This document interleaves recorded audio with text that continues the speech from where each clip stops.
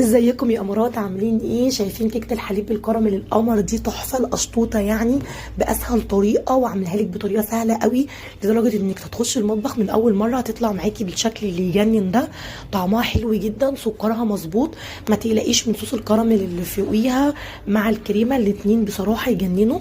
شايفين الكيك طري ازاي وشكله حلو، لو عندك عزومه كده وبتقدميه بصراحه يجنن. هسيب لك لينك الفيديو كده في اول كومنت، انا واثقه ان هي تعجبكم قوي. اول ما تشوفي الفيديو هستنى رايكم بقى في التعليقات وتقومي تجربيها، وهستنى كده كومنتات كتير بقى ولايك وشير للفيديو. لو انت مش مشتركه في قناتي كمان تشتركي في القناه وتفعلي جرس التنبيه، هيوصلك مني اشعار بكل جديد عشان القناه تكبر بيكم واديكوا وصفات جديده واحسن. انا عملت الكيكه دي ببيضتين بس وبصراحه تحفه.